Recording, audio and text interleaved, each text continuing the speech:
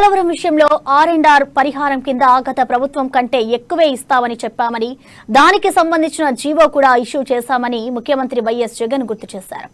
AP assembly సమావేశాలు 3వ రోజు పోలవరంపై చర్చ సందర్భంగా టీడీపీ విమర్శలు ఆరోపణలకు ఆయన గట్టి కౌంటర్ ఇచ్చారు. R&R కింద గత ప్రభుత్వంలో 6.86 లక్షల రూపాయల పరిహారం ప్రకటిస్తే తాము అధికారంలోకి వస్తే 10 లక్షల రూపాయలు ఇస్తామని చెప్పామని అందుకు సంబంధించిన జీవో స్పష్టంగా ఉందని తెలియజేశారు. పోలవరం బాధితులకు పునరావాసం పూర్తి కాగానే పరిహారం బదిలీ చేస్తామని స్పష్టం చేశారు. పోలవరం ప్రాజెక్టును నాశనం చేసిందే చంద్రబాబు అని పేర్కొన్న సీఎం జగన్ దాని రిపేర్ కు తమ ప్రభుత్వం కుస్తీలు పడుతోందని తెలిపారు.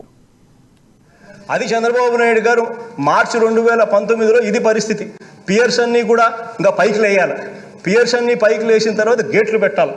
ఆ గేట్లు పెట్టిన తర్వాత కానీ స్పిల్వే ఛానల్ అనేది పూర్తి కాదు. మీరు పియర్స్ అన్నీ కూడా ఆ లెవెల్లో ఉన్నాయి. Next photo చూపించమా.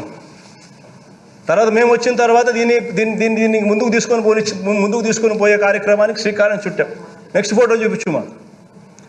చూడండి, జూన్ 2021కు పూర్తిగా అక్కడి నుంచి మీరు కింద వదిలేసినారు. చూసినారా కింద ఎనికి బామా. ఆ పోర్షన్, ఈ పోర్షన్ నుంచి ఇప్పుడు ముందుకు బా. ఈ పోర్షన్ నుంచి పైకి లేచింది. సబ్స్టాన్షియల్ ప్రోగ్రెస్ అంటే అది ఆ పియర్స్ అన్ని కూడా పైకి లేచిన ప్రోగ్రెస్. అది ఒకసారి చూడండి ఒకసారి. నెక్స్ట్ ఫోటోమా. పెట్టి గేట్లు పెట్టి ఇప్పుడు నీళ్ళు అప్రోచ్ ఛానల్ నుంచి నీళ్ళు డైవర్ట్ చేసి స్పిల్వే నుంచి నీళ్ళు బయటకు పోయేట్టు చేస్తూ ఉన్నాం. ఇది చేయకోకుండా ఎవడన్నా బుద్ధున్నోడు ఎవడన్నా కాఫర్ డ్యామ్ కడతాడాయా?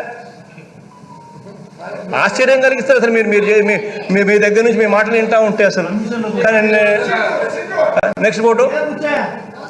ఇప్పుడు చూడండి, ఇది స్పిల్వే. నీళ్ళు చూడండి, నీళ్ళు చూసినారా ఎక్కడి నుంచి? దీనిలో నుంచే పోతా ఉన్నాయి నీళ్ళు. Next one spillway. అప్పుడు నవంబర్ 2019 అప్పుడు పరిస్థితి స్పిల్వే అది. ఇప్పుడు స్పిల్వే పరిస్థితి ఇది. కాఫర్ డ్యామ్ పనులు కూడా 2.1 కిలోమీటర్